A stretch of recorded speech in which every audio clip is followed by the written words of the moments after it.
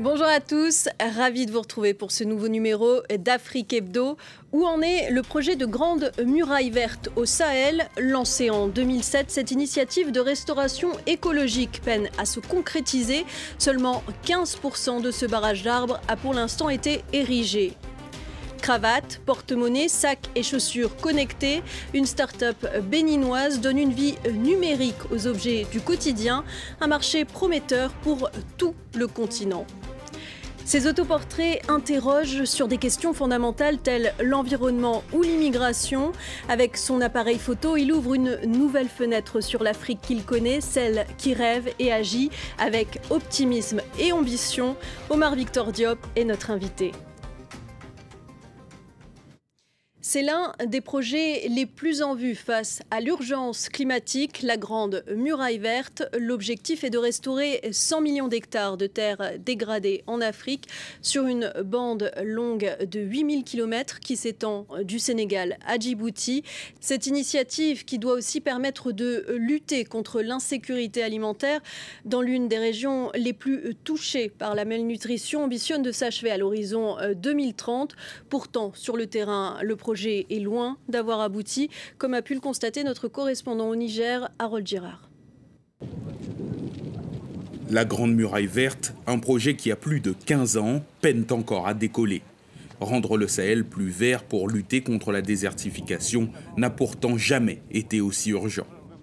On doit impliquer tout le monde dans la mise en œuvre de cette initiative de Grande Muraille Verte. Et les plus importants, c'est ceux-là qui sont capables de donner un tonus à cette Grande Muraille Verte, et c'est le secteur privé. Car les fonds publics promis par la communauté internationale tardent à arriver. Le secteur privé nigérien, lui, est déjà investi. Au-delà de préserver l'environnement, la Grande Muraille Verte réduit le chômage en milieu rural. Mais attention, les entreprises présentes veulent d'abord s'assurer de la rentabilité de cet investissement. Ce qui est planté doit pouvoir se vendre rapidement. Avec l'initiative de la production de farine de manioc, là, on va lutter contre la pauvreté, la famine. On va lutter contre beaucoup de fléaux qui engrainent la population locale. En fait. Et en tant qu'agriculteur, pour vous, une exploitation de ce type-là, c'est rentable? C'est très rentable, c'est très rentable. Les habitants de ces régions espèrent alors ne pas assister à une vague de désistement des entreprises privées si une partie des exploitations peinent à devenir rentables. Les bailleurs de fonds publics, qui ont promis plus de 17 milliards de dollars aux pays sahéliens depuis 2021 pour mettre en œuvre la Grande Muraille Verte, sont régulièrement pointés du doigt. Les conditions de décaissement de ces fonds seraient trop strictes. Nous avons 9 projets nationaux pour une valeur de 1,1 milliard de dollars, dont 14% ou 15% sont déjà décaissés. Selon l'Agence française de développement, à travers le Sahel, 20 millions d'hectares de terre ont été restaurés depuis le début de l'initiative, pour un budget de 3 milliards de dollars. Une avancée encore beaucoup trop lente pour atteindre l'objectif, 100 millions d'hectares restaurés en 2030. 500 milliards de dollars à l'horizon 2025, c'est ce que devrait rapporter le secteur des objets connectés en Afrique, d'après Cisco Systems, le spécialiste américain des réseaux et serveurs connectés. Au Bénin, une start-up s'est lancée dans ce secteur. Elle crée des objets pilotables à distance. Reportage d'Emmanuel Sodji et Raphaël Ntalé. Ces peaux d'animaux, solides et épaisses, sont très prisées des clients de ce jeune entrepreneur béninois qui les transforme en objets connectés. Par exemple, notre client actuel, il voudrait des portefeuilles en peau de bois. Cette commande vient du Nigeria. On a une autre commande pour Dubaï, portefeuille en peau d'hyène. Avec sa start-up Yotasso, créée en 2022, l'ancien financier Delano Kiki innove dans l'univers des objets connectés. C'est en effet la première fois que la technologie utilisée par les banques, avec les cartes de paiement sans contact, est employée sur des objets du quotidien pour le transfert des données. La cravate peut être à Los Angeles, je reste à Abidjan et puis je change l'information qu'il y a dans cette cravate. sans forcément interagir directement et physiquement avec la cravate. C'est un peu ça l'innovation et le côté révolutionnaire de ce que nous sommes en train de faire. Comme pour les cartes de paiement sans contact, les objets connectés ne nécessitent ni connexion Internet, ni branchement électrique pour interagir. Une fois qu'un contenu texte, audio ou vidéo est généré, il est accessible partout dans le monde. Dans cette salle de contrôle, une plateforme cloud gère le flux et la sécurité des données. Par exemple, il est arrivé déjà que certains clients perdent leur objet, voyez, et ils demandent à ce que l'information contenue soit rapidement bloquée ou supprimée. Les cravates, les porte-monnaies et les sacs sont les produits phares de la start-up. La plupart des clients demandent qu'ils contiennent les liens de leur site internet et de leurs réseaux sociaux ou des documents de travail. Les clés USB commencent à être révolues. Aujourd'hui, beaucoup plus de choses se passent beaucoup plus en ligne. Nous, déjà, nous utilisons beaucoup plus les clouds. En quelques mois, la start-up béninoise a vendu plus d'1 millier d'objets connectés à près de 250 clients à travers le monde. C'est un artiste autodidacte qui s'inscrit directement dans l'héritage de la photographie de studio africaine de Seydou Keita ou Malik Sidibé, un genre dont il a su s'approprier les codes mais aussi s'en affranchir. Bonjour Omar Victor Diop. Bonjour Valériane. Merci d'être avec nous. Alors, on vous retrouve des deux côtés de l'objectif, à la fois dedans et dehors, sujet et photographe. Pourquoi avoir choisi de vous mettre en scène ? J'ai presque envie de faire une boutade parce que ça coûte moins cher en termes de modèle, mais non, en fait, c'est pas ça. C'est que c'est une façon d'incarner vraiment plus que de raconter. Et c'est aussi une façon pour moi de plus m'investir dans mon travail que juste par une technique. Je lisais aussi que vous dites que c'est une façon pour vous de défendre des causes. Absolument. La photographie, d'une manière générale, et même l'art, pour moi, est une façon de donner des points de vue, de donner ma perspective et de la rajouter à la conversation humaine. C'est ça l'honneur de ce métier. Techniquement, comment est-ce que vous vous y prenez ? Alors, je travaille toujours seul, j'ai presque jamais eu d'assistant. Je travaille à la télécommande, au retardateur, et ça se voit d'ailleurs sur certaines photos. Vous sortez bientôt un album photographique dans la collection Fashion Eye de Louis Vuitton, consacré à Deauville. Qu'est-ce qui a attiré votre œil dans cette ville normande ?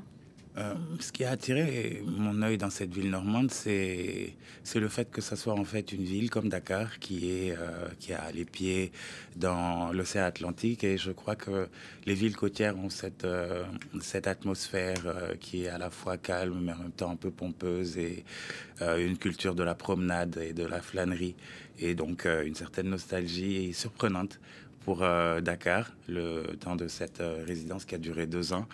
Et j'ai trouvé ça assez génial, oui. Justement, quelles sont les ressemblances, les liens que vous avez trouvés entre Deauville et votre Dakar natal ? Je pense que je peux résumer tout ça en un seul mot, l'élégance. À Dakar, on aime les jours de fête et les fins d'après-midi d'été, aller se promener à la plage avec son plus beau boubou pour aller voir la belle famille, etc. Et l'idée que j'ai eue, c'était d'inviter mes élégants dakarois en Normandie pour le terme wolof, c'est Ngonal, ce qui veut dire la promenade de fin d'après-midi. Alors, dans l'une de vos autres séries, l'une de vos séries récentes nommée Allegoria, vous vous saisissez de la question fondamentale de l'environnement et de sa portée sur le continent africain et au-delà.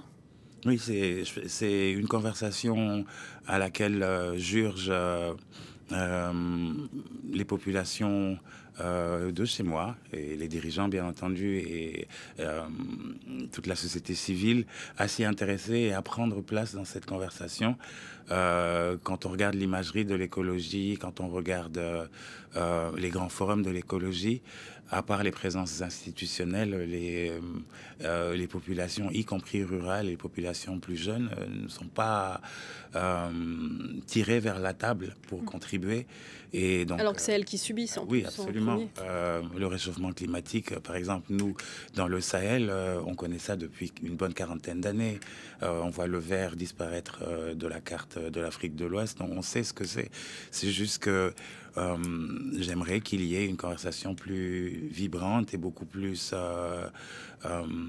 axée sur les réalités locales. Et donc j'utilise mes images pour susciter de l'intérêt et créer de la conversation. Des images qui d'ailleurs font un peu référence à des manuels d'histoire naturelle ou à des contes pour enfants. On voit à quoi elles ressemblent dans nos écrans. Oui, la culture du conte est une culture qui est très très très poussée en Afrique de l'Ouest. On a tous grandi avec les contes d'Amadou Koumba, de Birago Diop et j'en passe. Et en fait, le matériel, il est là, il suffit juste de l'adapter à la cause. Je pense que ce que j'ai, moi, comme ambition, c'est de commencer à produire du matériel plutôt orienté jeunesse, justement, pour peut-être revisiter ces contes qu'on apprenait à l'école primaire, mais les adapter aux enjeux environnementaux du moment. Vous aimez aussi mettre en lumière le continent africain et sa diaspora en proposant une relecture de l'histoire de la protestation noire, notamment, comme vous l'avez fait avec votre série Liberty. Oui, vous savez, ça fait 10 ans maintenant que je fais de l'autoportrait et c'est, pour moi, ça a été aussi un moyen pour moi d'assumer beaucoup d'identité et de me revendiquer de moments et de mouvements qui sont que je n'ai parfois même pas vécu quand j'essaie de me représenter en Martin Luther King dans la marche en 1966. C'est une façon de joindre ce mouvement-là, mais c'est aussi une façon de ramener ce mouvement à ma réalité de Dakarois qui voyage dans le monde et qui, jusqu'à présent, cherche sa place. Pour finir avec Diaspora, vous incarnez 18 figures de la diaspora africaine au destin hors du commun, mais aussi oubliées par l'histoire occidentale. Oui, c'est pareil, c'est toujours ce pèlerinage dans l'histoire parce que l'histoire recèle de réponses pour le futur. Et aussi, c'est une façon d'unir les peuples parce que, à vrai dire, ce qui se passe, c'est que l'histoire est segmentée. Chacun s'arrache un bout de l'histoire et refuse de connaître l'histoire de l'autre.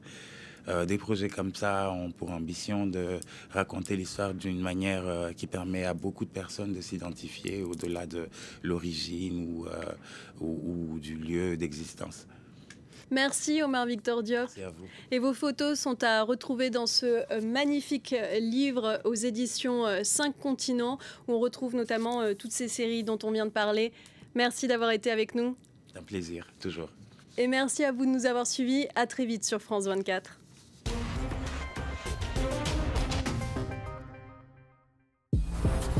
Ciao, c'est Nino en direct pour Légendes urbaines avec Juliette La Famille, restez concentrés. Nino, t'es de retour. Non, mais il y a 4 ans, il nous a dit avant destin. Non, mais il va se passer ça, ça va bien se passer, ça va se passer comme prévu, je vais tout exploser. Donc là, tu vas où? Là, tu comptes aller où jusque... Comme c'est dit tout à l'heure, là, je rentre à la maison. Ah non, mais tu vas où? À la maison, c'est tout. À la maison, on se préserve. Il dit ça dans 4 ans, tu vas voir. Il va faire le Madison Square Garden, le cum. Coachella. Voilà, avec Lil Baby. Babax. Ah ouais. Légendes urbaines, à voir sur France 24 et France24.com.